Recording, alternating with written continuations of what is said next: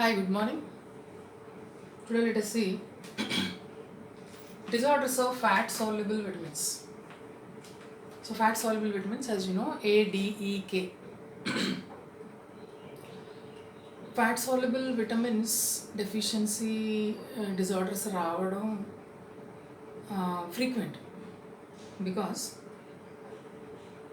మన డైజెస్టివ్ సిస్టంలో మన డైట్లో ఫ్యాట్ తినాలి, అలాగే ఫ్యాట్ డైజెస్ట్ చేసే ఎలిమెంట్స్ ఉన్నాయి. డియోడినంలో బైల్ సెక్రీట్ అవ్వాలి, ప్యాంక్రియాటిక్ జ్యూస్ బాగుండాలి. ఇన్ని బాగుంటే ఫ్యాట్ డైజెషన్ బాగుంటుంది.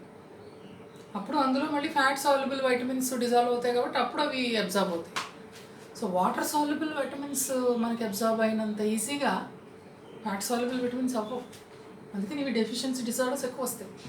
B complex and C are simply water soluble, చక్కగా డిజాల్వ్ అయిపోతాయి కాబట్టి హ్యాపీగా ఇంటెస్టైన్లో అబ్జర్వ్ అయిపోతాయి. So we get rarely B complex and C disorders, whereas ADK disorders ఎక్కువ రావడానికి అవకాశం. లోపల లివర్ బాగుండాలి, అది బైల్ సెక్రీట్ చేయాలి, బైల్ బాగుండాలి, గాల్ బ్లాడర్ స్టోన్స్ ఫామ్ అవ్వకుండా ఉండాలి, ఎమల్సిఫికేషన్ ప్రాసెస్ కరెక్ట్గా జరగాలి, ప్యాంక్రియాటిక్ లైపేజెస్ ప్యాంక్రియాస్ బాగుండి ప్యాంక్రియాటిక్ లైపేజెస్ సెక్రీట్ అయ్యి అవి ఫ్యాట్ని డైజెస్ట్ చేసి అప్పుడు ఆ ఫ్యాట్ డైజెస్ట్ అబ్జార్బ్ అయితే దాంట్లో డిజాల్వ్ అయి ఉన్న ఫ్యాట్ సాల్యుబుల్ విటమిన్స్ కాబట్టి అవి అబ్జార్బ్ అవుతాయి. అంత కథ ఉంది. సో ఫ్యాట్ సాల్యుబుల్ విటమిన్స్ ఎక్కువగా మనకు డెఫిషియన్సీ డిజార్డర్స్ రావడానికి ఎక్కువ అవకాశం ఉంది. ఓకే, సో మీకున్న 4 ప్రాబ్లమ్స్ ఏంటంటే మీ సిలబస్లో ఉన్న కాదు: night blindness, rickets, osteomalacia, osteoporosis. ఈ 4 కూడా డిజార్డర్స్ ఆఫ్ ఫ్యాట్ సాల్యుబుల్ విటమిన్స్లోకి చేర్చబడ్డాయి. So let us see first in this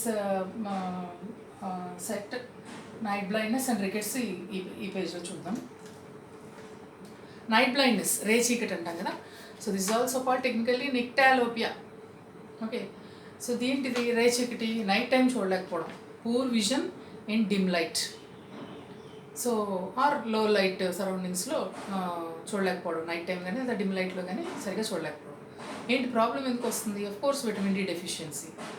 but problem ఎక్కడుంది? రాడ్స్ అండ్ కోన్స్ అని ఉంటాయి మనకి, ఫోటో రిసెప్టార్స్ అంటాం కదా, rods and cones. So rods అనేవి ఈ లైట్ విజన్ తోటి ముడిపడి ఉంటాయి అన్నమాట. సో ప్రాపర్ కోన్స్ అనేవి కలర్ విజన్. సో ఈ rods black and white vision తోటి సంబంధం ఉంటాయి, లైట్కి సంబంధించిన ఫోటో రిసెప్టార్స్. సో రాడ్స్లో ప్రాబ్లం రావడం వల్ల మనకి ఈ రే చీకటి, నైట్ బ్లైండ్నెస్ అనేది వస్తుంది అనమాట. సిమ్టమ్స్ ఏంటి? బ్లర్డ్ విజన్, డిమ్ లైట్లో సరిగా చూడలేకపోవడం, డిలేడ్ విజన్ అడ్జస్ట్మెంట్, అంటే లైట్ నుంచి డార్క్కి, డార్క్ నుంచి లైట్కి వెళ్ళినప్పుడు మనం స్లోగా పీపుల్స్ డైలేట్ అవ్వడం, కానీ డైలేట్ అయ్యి అంటే లైట్ నుంచి డార్క్ వెళ్ళాం అనుకోండి, స్లోగా డైలేట్ అయ్యి ఇప్పుడు వెంటనే కనపడవు, చూడండి ఒక నిమిషం అయ్యేసరికి నెమ్మదిగా కనపడుతూ ఉంటాయి అనమాట. That's called vision adjustment. అలాగే డార్క్లోంచి సడన్గా లైట్లోకి వచ్చేసాం అనుకోండి, కన్స్ట్రిక్ట్ అవ్వాలి పీపుల్, దీన్ని ఈ లైట్కి ఆ లైట్కి అడ్జస్ట్ చేసుకోవాలి. ఆ పీపుల్ డైలేషన్స్లో మార్పులు వస్తాయి అన్నమాట. స్లోగా పీపుల్ డైలేషన్ కాంట్రాక్షన్ జరిగి మనకి నెమ్మదిగా అడ్జస్ట్ అవుతుంది. కాసేపటికి వెంటనే చూడలేం పెద్ద లైట్ని, అలాగే వెంటనే డార్క్లోకి వెళ్ళగానే చీకటి అయిపోతుంది, కాసేపటికి అన్నీ కనపడిపోతూ ఉంటాయి. That is vision adjustment. అది డిలేడ్గా ఉంటుంది, చాలా మనకే కొంచెం టైం పడుతుంది, వాళ్ళకి ఇంకా లేట్ ఎక్కువ. తర్వాత difficulty in seeing distant objects, దాన్ని షార్ట్ సైట్ అంటాం, అది కూడా డెవలప్ అవుతుంది. Halos or glare around lights. మన ఏదైనా లైట్ చూస్తే లైట్ చుట్టూ ఏదో గ్లేర్, ఏదో ఒక చూడండి గాడ్స్ చుట్టూ వెనకాల హాలో అంటాం కదా, అలా ఏదో చుట్టూ ఏదో డిఫ్యూజ్డ్ లైట్ లాగా కనపడుతుంది అనమాట. హాలో కనపడుతుంది లేదా గ్లేర్ కనపడుతుంది. ఎనీ లైట్ చుట్టూ కూడా హాలో కనపడుతుంది, గ్లేర్, అది కూడా ఒక సిమ్టమే. అసలు కాజెస్ ఏంటి? కొన్ని ట్రీటబుల్ కాజెస్ ఉన్నాయి, కొన్ని అన్ట్రీటబుల్ కాజెస్ ఉన్నాయి. అన్ట్రీటబుల్ అంటే జెనెటిక్గా అయితే మనం ఏం చేయలేం కదా, కంజెనిటల్గా నైట్ బ్లైండ్నెస్ ఉంటుంది, సో జీన్ ఇన్హెరిట్ అవుతుంది. తర్వాత రెటినల్ డిస్ట్రోఫీస్, ఇవి కూడా హెరిడిటరీ. రెటినల్ డిస్ట్రోఫీస్, ఈ 2 అన్ట్రీటబుల్ కాజెస్, మనం ఏం చేయలేం. బట్ ట్రీటబుల్ కాజెస్ ఉన్నాయి. ఏంటివి? Cataracts, diabetic retinopathy, glaucoma, macular degeneration. Cataracts వల్ల కూడా మనకి నైట్ బ్లైండ్నెస్ రావచ్చు, so we can treat it. డయాబెటీస్లో damage to the blood vessels of retina, so diabetic retinopathy అంటాం, అది కూడా ట్రీటబుల్లే. గ్లకోమా, రెటినాలో హై ప్రెషర్ వల్ల బ్లడ్ వెజల్స్ డ్యామేజ్ అయిపోతాయి, గ్లకోమా అంటాం, అది కూడా ట్రీటబుల్లే. Macular degeneration of the eye అంటాం, అదొక ప్రాబ్లం, అది కూడా ట్రీటబుల్లే. ట్రీటబుల్ కాజెస్ అంటాం వీటిని. ఓకే, రిస్క్ ఫ్యాక్టర్స్ ఎవరెవరికి ఇవి ఈ నైట్ బ్లైండ్నెస్ వచ్చే అవకాశం ఉంది? ఏజింగ్, ఏజ్ వల్ల కూడా ఈ రాడ్స్ కోన్స్ మరి కొంచెం వీక్ అయిపోతాయి. మయోపియా ఆర్ షార్ట్ సైట్ ఉన్న వాళ్ళలో నైట్ బ్లైండ్నెస్ డెవలప్ అయ్యే అవకాశం ఉంది. రిస్క్ ఫ్యాక్టర్స్ అంటారు వాటిని. Treatment contact lenses or special lenses వాడచ్చు. And vitamin A consumption necessary. Vitamin D deficiency అని చెప్పినట్టు, sorry, not vitamin D, vitamin A. So vitamin A consumption should be there. And eggs, fortified cereals, milk, cod liver oil, orange, yellow, green, అన్ని రంగులు కూరగాయలు తినాలన్నమాట. So vitamin A naturally carotene కాబట్టి orange, yellow వాటిలో ఎక్కువ ఉంటుంది. Cod liver oil, eggs, milk అన్నీ కూడా విటమిన్ ఏ రిచ్ కాబట్టి ఇవన్నీ కన్జ్యూమ్ చేయడం ద్వారా కూడా కొంతవరకు మనం ఈ వైటమిన్ ఏ డెఫిషియన్సీని, నైట్ బ్లైండ్నెస్ని ట్రీట్ చేయొచ్చు. Okay, next one rickets. ఇది ఎక్కువగా చిల్డ్రన్లో వస్తుంది. రికెట్స్, ఆస్ట్రోమలేసియా, ఆస్ట్రోపోరోసిస్ 3 కూడా వైటమిన్ డీనే. ఇది ఒకటే వైటమిన్ ఏ, నైట్ బ్లైండ్నెస్ ఒకటే vitamin A. So rickets in children, osteomalacia same counterpart in adults, osteoporosis కూడా ఏజ్డ్ ఉమెన్లో వస్తుంది. సో రికెట్స్ ఒకటి మాత్రం చిల్డ్రన్లో వస్తుంది. సో చిల్డ్రన్లో 6 to 24 months ఏజ్, 2 years లోపు ఆ పిల్లల్ని అటాక్ చేస్తుంది రికెట్స్. ఇది skeletal disorder caused by lack of vitamin D అవ్వచ్చు, కాల్షియం అవ్వచ్చు, ఫాస్ఫేట్ అవ్వచ్చు. ఈ 3 డెఫిషియెంటీ వల్ల బోన్స్ ఏమవుతాయంటే సాఫ్ట్ అండ్ వీక్ అయిపోతాయి, సాఫ్ట్ అయిపోతాయి. హార్ట్ అవ్వాలంటే ఏమవ్వాలి? మినరలైజేషన్ ఆఫ్ బోన్ కావాలి, కాల్షియం డిపాజిట్ అవ్వాలి, ఫాస్ఫేట్ డిపాజిట్ అవ్వాలి. ఆ కాల్షియం, ఫాస్ఫేట్ అసలు అబ్జర్వ్ అవ్వాలంటే వైటమిన్ డి కావాలి. ఎంత ఇంటర్లింక్డ్ అనమాట. సో బోన్స్ మినరలైజేషన్ జరగక సాఫ్ట్ అయిపోయి వీక్ అని అయిపోతాయి పిల్లల్లో. So vitamin D most important for calcium absorption. So low vitamin D leads to low calcium levels, low mineralization of the bone. That is the suggested biochemical cause of rickets. Symptoms ఏంటి? చాలా symptoms ఉన్నాయి. Bone pain, tenderness. పిల్లల్లో bones pains అని ఏడుస్తూ ఉంటారు. The grow slowly. Legs ఇలా కర్వ్డ్గా అయిపోతాయి అన్నమాట. పిక్స్ పెడతాను మీకు. వంపు వచ్చేస్తుంది, బోయింగ్ అంటారు. ఇలాగ వంకరలు తిరిగిపోతాయి. And bones soft, break easily. Muscle weakness కూడా ఉంటుంది. Large forehead and abdomen, అది appearance, physical appearance. Unusual shapes to ribs and breast bone. Breast bone, ribs కూడా కొంచెం బేబీ చైల్డ్ చూడగానే కొంచెం మాల్ ఫార్మేషన్ లాగా అనిపిస్తారు అనమాట. ఇప్పుడు వంకరలు తిరిగిపోతాయి కదా బోన్స్, షేప్ అవుట్ అయిపోతారు అనమాట. Dental cavities. So dental irregularities and dental cavities కూడా because vitamin D necessary for tooth also, dental cavities, irregularities form అయిపోతాయి. ఇవన్నీ symptoms of rickets.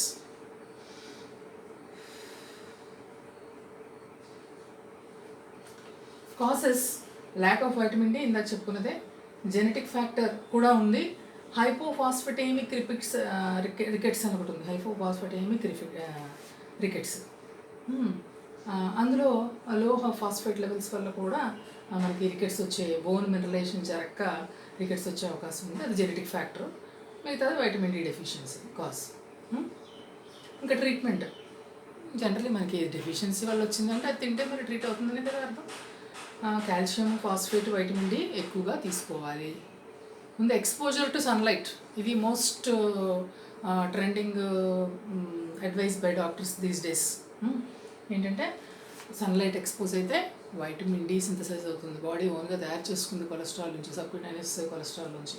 So sunlight expose చేయడం ద్వారా వైటమిన్ డి పెంచుకోవచ్చు. అలాగే fish liver oil and Codd liver oil, ఈ రెండు కూడా రిచ్ ఇన్ వైటమిన్ డి కాబట్టి ఆ క్యాప్సూల్స్ తీసుకోవచ్చు. So this is rickets, skeletal disorder in children. Okay, same counterpart, biochemical reason ade, but if it attacks adults, that is called osteomalacia. Okay,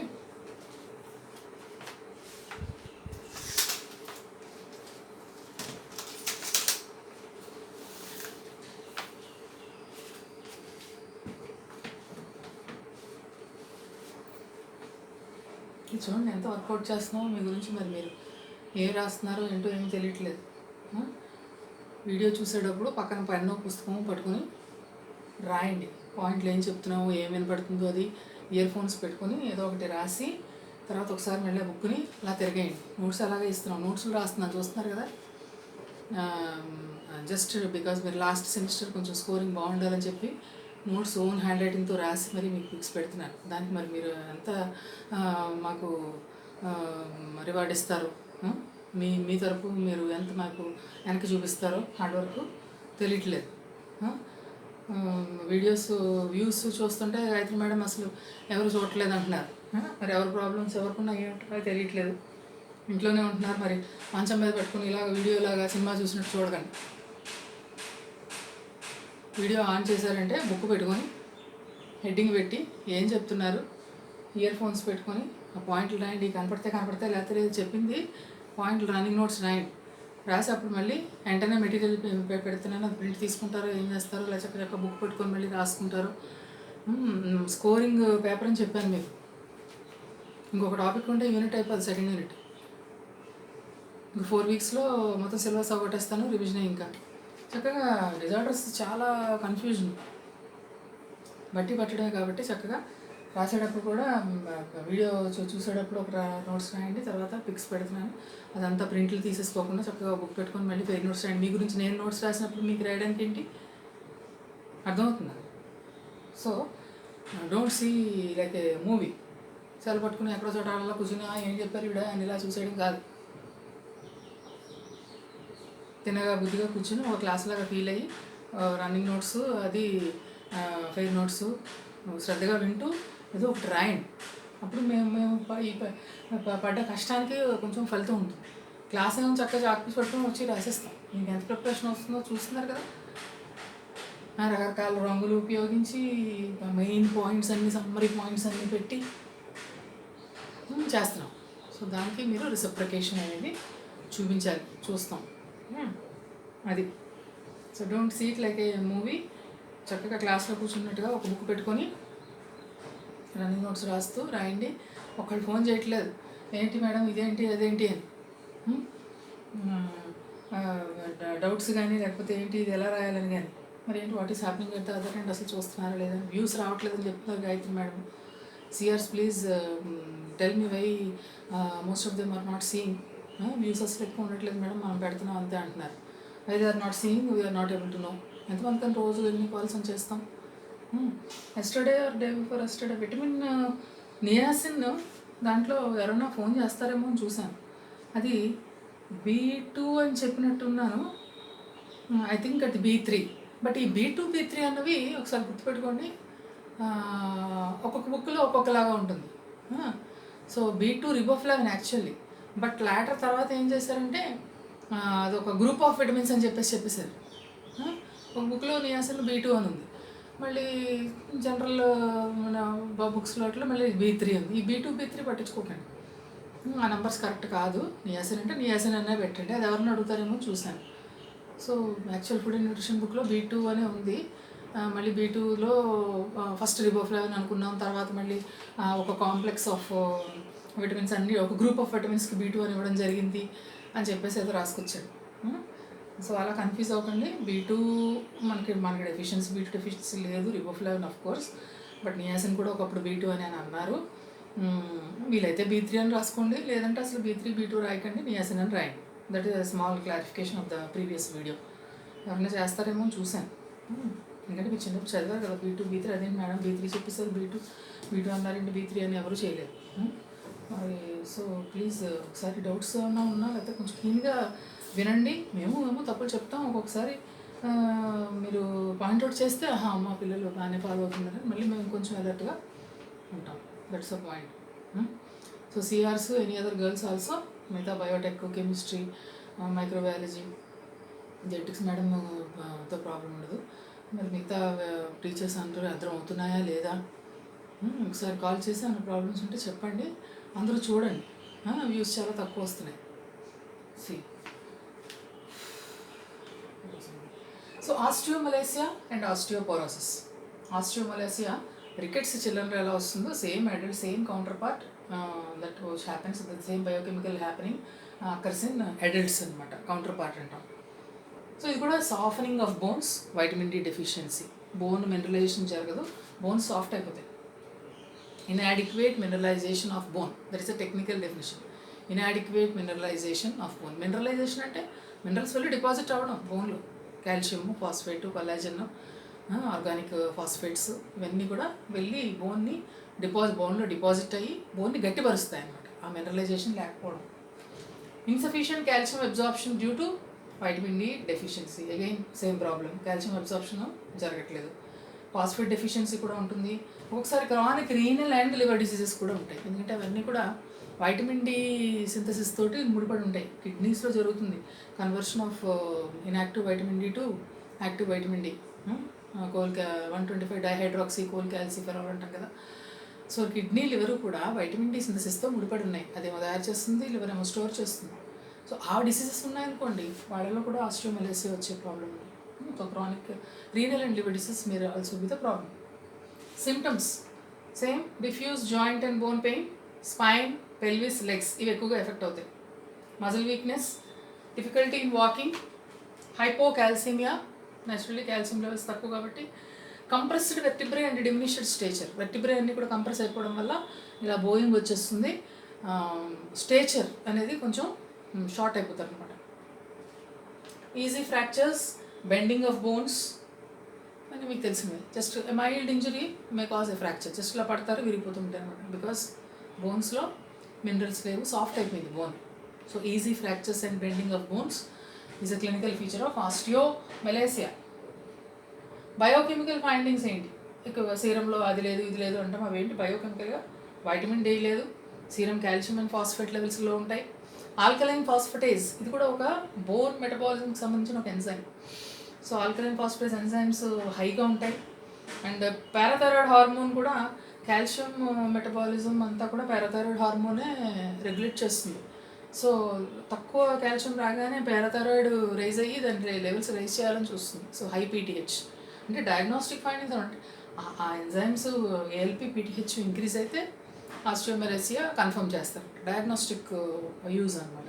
okay, treatment 10,000 international units IU vitamin D 4 to 6 weeks tablets ఇవ్వచ్చు. టాయో అని ఉంటాయి, Tayo 4 to 6 weeks week ఒకటి చొప్పున వేసుకోవాలి. Exposure to sunlight again same, కాసేపు పొద్దున్నే ఎండలో కూర్చోవాలి. క్యాల్సిట్రయోల్ అది కూడా సప్లిమెంట్ ట్యాబ్లెట్ వేసుకోవాలి. తర్వాత ఎక్సర్సైజ్, డైట్ అండ్ న్యూట్రిషన్. బోన్స్ని ఎప్పుడు కూడా వాడితే ఎంత బాగా వాడితే అంత బాగా పనిచేస్తాయి. జనరల్గా అయితే ఏదైనా ఒక వస్తువు ఎక్కువ వాడితే పాడైపోతుంది. బోన్స్కి మజిల్కి సంబంధించి ఏంటంటే దాన్ని ఎంత బాగా వాడితేనే అది రన్నింగ్లో ఉంటాయి. ఫిజికల్ యాక్టివిటీ లేదనుకోండి అవి చచ్చిపడిపోతాయి. So exercise, diet and nutrition, మంచిగా బోన్స్ యాక్టివిటీని దాన్ని మూవ్ చేసేటటువంటి యాక్టివిటీస్లో పాల్గొని ఉంటే అది హెల్తీగా ఆస్టియోక్లాస్ ఇవన్నీ కూడా రీజనరేట్ అయ్యి అండ్ అవి యాక్టివేట్ అయ్యి చక్కగా బోన్ మెటబాలిజంని సరిచేస్తాయి. That is about osteomalacia. Next osteoporosis. The name itself means porous bone. Bone గుల్లబారిపోవడం, పోరస్ స్పాంజ్ లాగా అయిపోతుంది అనమాట. So decrease density of bone main clinical feature. Fragile bones, weak అయిపోతాయి, బోన్స్ బ్రేక్ అయిపోతాయి. సో ఆ porous nature అనేది దీనికి తేడా అనమాట. ఇక్కడ మినరలేషన్ జరగదు. ఇక్కడైతే అసలు బోను ఎక్స్రేలో ఇలాగా చిల్లులు కింద కనపడుతుంది అనమాట ఎక్స్రేలో. సో అలాగా బోన్ డెన్సిటీ అనేది మీకు ఎక్స్పెరిమెంట్ కూడా ఉన్నట్టుంది. బోన్ మినరల్ డెన్సిటీ BMD అని ఒక పారామీటర్ ఉంటుంది. జాయింట్ పెయిన్స్ అవి వచ్చిన వాళ్ళు BMD మెజర్ చేయండి అంటారు అనమాట. అదొక ఇన్స్ట్రుమెంట్ తోటి BMD మీకు ప్రాక్టికల్లో ఉంది. BMD మెజర్ చేస్తారు. Bone mineral density.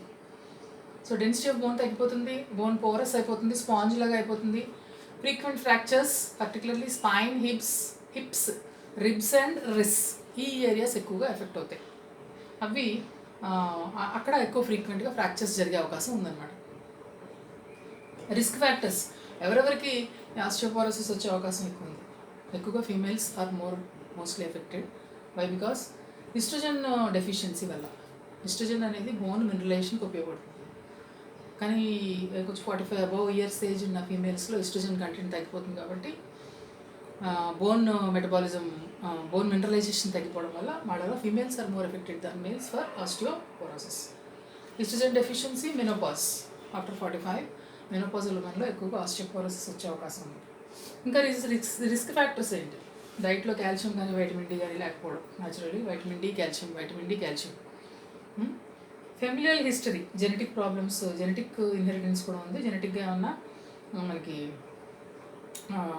గ్రాండ్ పేరెంట్స్కి కానీ వాళ్ళకి ఎవరికైనా ఈ ప్రాబ్లం ఉంటే మనకు వచ్చే అవకాశం ఉంది. ల్యాక్ ఆఫ్ ఫిజికల్ యాక్టివిటీ ఇందాక చెప్పుకున్నాం. Smoking, alcohol may also cause osteoporosis.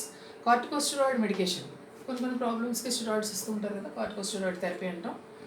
అది వాడిన వాళ్ళలో ఎక్కువగా ఈ ఆస్టియోపోరోసిస్ సైడ్ ఎఫెక్ట్ కింద వచ్చే అవకాశం కూడా ఉందన్నమాట. ఇవన్నీ రిస్క్ ఫ్యాక్టర్స్ అంటాం, అంటే వచ్చే అవకాశం ఉండేటటువంటి situations. Symptoms: back pain caused by fractured vertebrae. వెర్టిబ్రాలో చిన్న చిన్న పగుళ్ళు లాగా వచ్చే క్రాక్స్ వచ్చి ఆల్రెడీ ఫ్రాక్చర్స్ ఉంటాయి, దానివల్ల బ్యాక్ పెయిన్ ఎక్కువ వస్తుంది. స్టూప్డ్ పోస్చర్, కొంచెం బోన్స్ బెండింగ్ అయిపోతాయి కాబట్టి పోస్చర్ వంగుతుంది. Loss of height over time, bones సరిపోయి హైట్ కూడా తగ్గినట్టుగా అనిపిస్తారు అన్నమాట.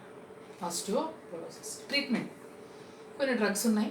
బైఫాస్ఫనేట్స్ అని చెప్పి anti resorptive drugs, bone resorption అంటాం, కరిగిపోవటం, అది అవ్వకుండా బైఫాస్ఫనేట్స్ అనేటటువంటి డ్రగ్స్ పనిచేస్తాయి. ఈస్ట్రోజన్ థెరపీ, పీటీహెచ్ హార్మోన్ ఇవ్వచ్చు. మోనోక్లోనల్ యాంటీబాడీస్, ఇమ్యూనోథెరపీ అంటాం. And high intake of calcium, vitamin D, అది ఇంకా కామన్గా చెప్పేస్తుంది. This is osteoporosis. సింపుల్, అన్నీ కూడా మీకు తెలిసినవే, కాకపోతే కొన్ని పాయింట్స్ అక్యూములేట్ చేసి 4 పేజీలు నింపడం అన్నది టాస్క్ మీకు.